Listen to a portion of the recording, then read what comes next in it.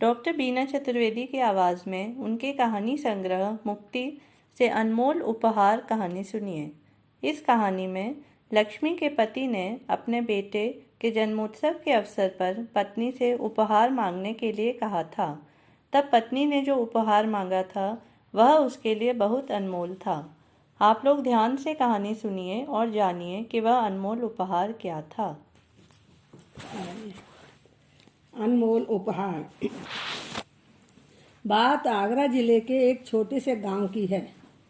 यहाँ पार्वती अपने पति और 3 बेटों के साथ रहती थी। उसके पति सेवाराम गांव के सरकारी प्राइमरी स्कूल के प्रधानाध्यापक थे। इनके पड़ोस में ही दुलारी अपने परिवार के साथ रहती थी। इसके परिवार की आर्थिक स्थिति अच्छी नहीं थी। इसके पति छगनलाल के पास कोई स्थायी काम भी नहीं था। वह मेहनत मजदूरी करके किसी तरह से परिवार का पालन पोषण करता था। बेटे की चाह में एक के बाद एक 4 बेटियां इनके हो गई थीं। दुलारी के अब फिर बच्चा होने वाला था। उसे हमेशा अंदर ही अंदर एक डर खाया जा रहा था कि अगर फिर बेटी हो गई तो क्या करेंगे। पार्वती और दुलारी एक दूसरे के पड़ोस में रहती थीं, अतः इन दोनों में खूब पड़ती थी। दोनों हम उम्र जो थी। अपने मन में चल रहे डर को एक दिन दुलारी ने अपनी सखी पार्वती को बताया। वह कहने लगी, यदि फिर बेटी हो गई तो मैं बिना मौत के मर जाऊंगी। रात दिन मुझे यही डर सताता रहता है। मेरे मन में एक बात आ रही है कि मैं इस गर्व को गिराने के लिए दवा ले लेती हूँ। ऐसा करके मैं इस संकट से मुक्त हो जाऊंगी। दुलारी की बात सुनकर पार्वती कहने लगी, अरे बहन, ऐसी गलत बात तुम्हारे मन में कैसे आई? यह तो बहुत बड़ा पाप है। तुम्हें परेशान होने की आवश्यकता नहीं है। मेरी बात मानो। नए मेहमान को संसार में आने दो। यदि बेटा हो तो तुम रख लेना और यदि बेटी हो तो मुझे दे देना। भगवान ने मुझे बेटी नहीं दी। मेरी बेटी की कमी क्या पता तुम्हारे द्वारा ही पूरी होने को हो। पार्वती की सलाह मानकर दुलारी चिंता मुक्त हो गई। उसके मन से बोझ उतर गया। दोनों सखियों के बीच हुई गुफ्तगू को दुलारी ने अपने पति को बताया। इस बात को सुनकर छगनलाल को भी बहुत राहत मिली, मगर इसके साथ ही छगनलाल के मन में लोभ आ गया। वह कहने लगा, दुलारी, अपनी सहेली से बात करके देखना कि क्या वह मेरी बेटी के बदले अपने एक बेटा हमें दे सकती है। दुलारी कहने लगी, अजी आप भी कैसी बात करते हैं? एक तो उसने मुझे पाप करने से बचा लिया और आप हैं कि सौदा करने लगे। नहीं, मैं ऐसी बात कतई नहीं कह सकती। वो अपना पाला पोसा बच्चा मुझे क्यों देगी? अब दोनों परिवार नए मेहमान का बेसब्री से इंतजार कर रहे थे। आखिर 9 महीनों का समय पूरा हुआ और दुलारी ने पुनः एक बेटी को जन्म दिया। बेटी के पैदा होने के समाचार से छगनलाल और दुलारी को बहुत सदमा पहुंचा। एक लंबे अरसे तक बेटे का इंतजार कर रहे पति पत्नी एकदम मायूस हो गए। दूसरी ओर सेवाराम और पार्वती के घर में खुशियां मनाई जा रही थी। उनका मानना था कि परिवार में एक लंबे इंतजार के बाद लक्ष्मी का आगमन हुआ है। इन लोगों ने बेटी का नाम लक्ष्मी रख दिया। सेवाराम के घर में लक्ष्मी की परवरिश एक नन्ही कली के रूप में हो रही थी।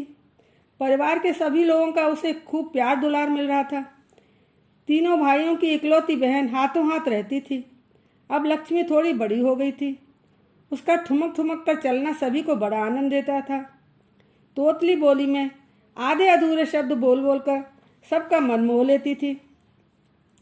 जब लक्ष्मी की 2वीं वर्षगांठ का उत्सव चल रहा था, उसी दिन सरकारी फरमान आया कि सेवाराम का तबादला हो गया है, अतः अब उनका परिवार गांव को छोड़कर जाने वाला था। दुलारी ने जब यह समाचार सुना तो उसका दिल बैठ गया। वो मन ही मन रो रही थी। उसके दिल का टुकड़ा उसकी आंखों से ओझल होने वाला था। हालांकि उसने लक्ष्मी के पैदा होते ही उसे पार्वती को दे दिया था। पार्वती उसे अपनी बेटी की तरह ही बड़े प्यार के साथ पाल रही थी, मगर फिर भी लक्ष्मी के दिल का तार तो दुलारी के साथ ही जुड़ा हुआ था। छगनलाल उसी गांव का रहने वाला था। उसके पुरखों का अपना मकान था तथा नाम मात्र की जमीन भी थी, जिसमें थोड़ा बहुत अनाज पैदा हो जाता था। सेवाराम का मूल निवास इनके गांव से बहुत दूर था। कुछ समय पश्चात सेवाराम रिटायर हो गए, अतः वह लोग अपने गांव में रहने के लिए चले गए। छगनलाल और दुलारी पढ़े लिखे भी नहीं थे, अतः उनके पास कोई संपर्क सूत्र भी नहीं था। आर्थिक विपन्नता के कारण जैसे तैसे अपने परिवार की गुजर बसर कर लेना ही इनके लिए बड़ी बात थी। ऐसी स्थिति में सेवाराम के गांव जाने की सोच भी नहीं सकते थे। अब लक्ष्मी को देख पाना भी उनके लिए मुश्किल था। एक एक करके पानवती के तीनों बेटों की शादी हो गई। घर में तीन तीन भाभियों के आ जाने से खूब रौनक हो गई थी, मगर लक्ष्मी को अब परायेपन का एहसास होने लगा था। भाइयों और भाभियों के मुंह से एक बार ऐसे शब्द निकल जाते थे जो लक्ष्मी के दिल को अंदर तक भेद देते थे। आए दिन उसे परायेपन का एहसास कराया जाता था। अब उसे माता पिता के बर्ताव में भी परायेपन की बू आने लगी थी। यह सब देख सुनकर लक्ष्मी अंदर तक टूट जाती। उसकी बेचैनी दिनों दिन बढ़ती जा रही थी। परिस्थितियां इतनी बदल चुकी थीं कि चाहते हुए भी लक्ष्मी अपने जन्म के देने वाले माता पिता के घर नहीं जा सकती थी। उधर दुलारी की सभी बेटियों की शादी हो चुकी थी। वे भी लक्ष्मी को अपनी बहन नहीं मानती थी। स्वयं दुलारी के घर की आर्थिक स्थिति खराब होने के कारण पानवती से उसके संबंध टूट गए थे। अब इन दोनों परिवारों के बीच नाम मात्र के संबंध भी नहीं रहे थे। लक्ष्मी के कॉलेज की पढ़ाई पूरी होने वाली थी। घर वालों ने उसकी शादी के लिए रिश्तों की तलाश शुरू कर दी थी। कई बार ऐसा हुआ कि रिश्ता पक्का होते होते अचानक टूट गया। कारण हर बार एक ही होता। लोगों का जवाब आता कि हमें मालूम हुआ कि यह लड़की आपकी नहीं बल्कि पराये घर की है। इन बातों को सुनकर लक्ष्मी अपनी किस्मत को कोसने लगती। वह सोचती कि बचपन के दिन कितने अच्छे थे। माता पिता और सब भाई मुझे कितने प्यार करते थे। मुझे कभी भी किसी चीज़ की कमी महसूस नहीं होने दी। स्कूल के साथी भी कितने अच्छे थे। स्कूल के दिनों को कभी भुलाया नहीं जा सकता।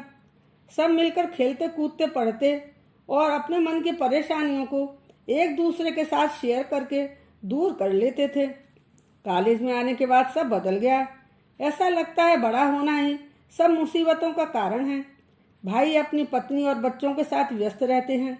माता पिता की बढ़ती उम्र ने उन्हें मजबूर कर दिया है। शारीरिक और मानसिक रूप से उनमें पहले जैसी शक्ति नहीं रही। अब घर के निर्णय भाइयों द्वारा ही लिए जाते हैं। लक्ष्मी बीते दिनों की यादों में खो गई। मेरे स्कूल का साथी शिशिर मुझे कितना चाहता था। उसके साथ मैं अपनी हर प्रॉब्लम शेयर करती थी। वह बहुत ही सही ढंग से मेरा मार्गदर्शन करता था। पता नहीं अब वह कहाँ होगा और क्या कर रहा होगा। उसके होने का एहसास, हर पल साथ होने का एहसास, मगर अब वह मुझसे बहुत दूर है। कितनी दूर मैं नहीं जानती और जानकर भी क्या कर सकती हूँ। हाँ, यदि आज मैं यह जान पाती कि वह कहाँ है, कैसा है, तो शायद उससे बात करके मुझे सुकून मिलता। स्मृति पटल पर यादों का अंबार लगा है। स्कूल की स्मृतियाँ कभी कभी बहुत बेचैन करने लगती हैं। अरे हाँ, कल कॉलेज का अंतिम दिन है। अब आगे का समय न मालूम कैसे निकलेगा। सुबह के समय सब एक साथ बैठे हुए चाय पी रहे थे। उसी समय फोन की घंटी बजी। बड़े भाई ने फोन उठाया। हेलो, आप कौन बोल रहे हैं? उधर से किसी लड़के की आवाज़ थी। आप लक्ष्मी के भाई बोल रहे हैं क्या? हाँ, आप कौन? मैं शिशिर बोल रहा हूँ, लक्ष्मी के स्कूल का क्लासमेट। क्या आप उससे मेरी बात करवा सकते हैं? हाँ हाँ, क्यों नहीं। इतना कहकर लक्ष्मी के भाई ने लक्ष्मी को आवाज़ देकर बुलाया और कहा, लक्ष्मी सुनो, तुम्हारा फ़ोन है। मेरा फ़ोन? मुझे फ़ोन कौन कर सकता है? इतना कहते हुए लक्ष्मी ने फ़ोन का रिसीवर हाथ में लेते हुए कहा, हेलो, आप कौन बोल रहे हैं?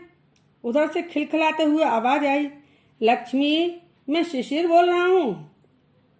क्या हुआ, तुम मुझे भूल गई क्या? अरे नहीं, ऐसा कैसे हो सकता है? बताओ, तुमने कैसे फ़ोन किया? तुम कहाँ हो? शिशिर ने कहा, मैं तुम्हारे घर के नज़दीक से ही फ़ोन कर रहा हूँ। क्या तुम शाम को स्कूल के पास कॉफ़ी हाउस में आ सकती हो? वहीं बैठकर इत्मीनान से बात करेंगे। लक्ष्मी ने खुश होते हुए कहा, अवश्य, और फिर रिसीवर रख दिया। आज लक्ष्मी बहुत खुश थी। अकस्मात ही उसके स्कूल के बेस्ट फ्रेंड शिशिर का फ़ोन जो आया था, वह कई दिनों से उसे याद भी कर रही थी। शिशिर मन ही मन उसे चाहता था। लक्ष्मी भी उसे बहुत पसंद करती थी, मगर दोनों ने ही अपने दिल की बात एक दूसरे से कभी नहीं कही थी। आज एक लंबे अरसे के बाद शिशिर का फोन आया है और मिलने के लिए कॉफी हाउस में बुलाया है। लक्ष्मी बेसब्री से शाम का इंतजार कर रही थी। शाम होती ही लक्ष्मी कॉफी हाउस पहुंच गई। दोनों एक दूसरे को देखकर बहुत खुश हुए। शिशिर जीन्स और टी शर्ट में बहुत स्मार्ट लग रहा था। लक्ष्मी भी कम स्मार्ट नहीं थी। दुबली पतली, लंबी, तीखे नैन नक्श, गौर वर्ण, कुल मिलाकर बहुत ही आकर्षक व्यक्तित्व की धनी थी। आसमानी रंग की छोटी बूटी वाले सलवार कुर्ते में उसका व्यक्तित्व और अधिक निखर रहा था। बातों ही बातों में लक्ष्मी ने अपनी पूरी कहानी शिशिर को सुना दी। शिशिर की कुछ दिनों पहले ही शिक्षक के पद पर सरकारी नौकरी लग गई थी। उसने लक्ष्मी के समक्ष शादी का प्रस्ताव रखा। लक्ष्मी ने कहा कि वह घर आकर उसके माता पिता से बात करे। अगले दिन शिशिर लक्ष्मी के घर आ गया और इसके माता पिता से लक्ष्मी का हाथ मांगने लगा। दोनों एक ही जात बिरादरी के थे और शिशिर की कोई मांग भी नहीं थी। अतः लक्ष्मी के माता पिता ने खुश होकर इस रिश्ते को स्वीकार कर लिया। काफी समय से लक्ष्मी के घर वाले उसके रिश्ते के लिए परेशान थे। आज उन्हें घर बैठे ही लक्ष्मी के लिए अच्छा रिश्ता मिल गया। वह लोग बहुत खुश थे कि लक्ष्मी की शादी करके हम लोग अपनी जिम्मेदारी से मुक्त हो जाएंगे। सेवाराम ने शिशिर से उसके माता पिता परिवार के विषय में पूछा। शिशिर कहने लगा, मैं अपने माता पिता की इकलौती संतान हूँ। मैंने अपने माता पिता को इस संबंध में सब बता दिया है और उनकी आज्ञा लेकर ही यहाँ आया हूँ। आप लोग हमारे घर आइए, उन लोगों से मिलिए और आपस में बातचीत करके शादी का मुहूर्त निकलवा लीजिए।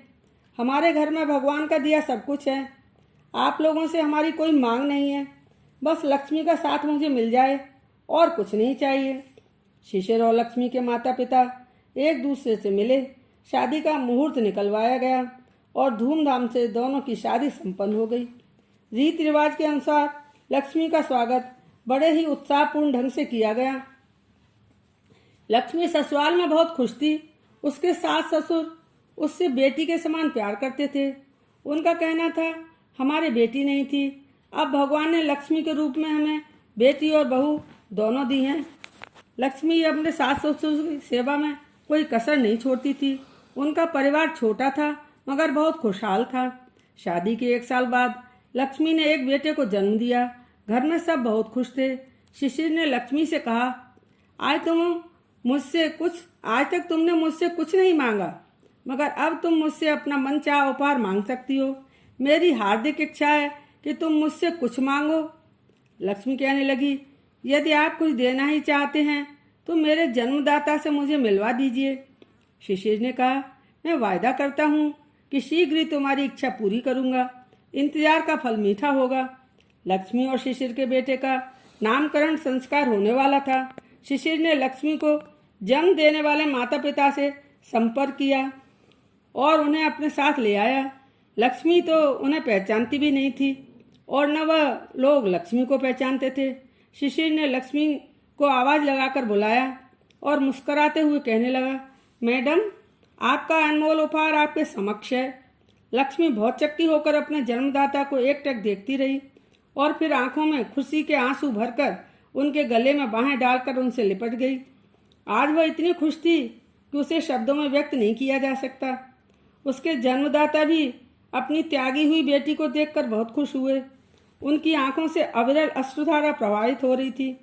शिशिर जैसा जीवन साथी पाकर लक्ष्मी को संसार की सारी खुशियां पहले ही मिल गई थीं और आज शिशिर ने लक्ष्मी को ऐसा अनमोल उपहार दिया है जिसकी कि उसने कभी कल्पना भी नहीं की थी।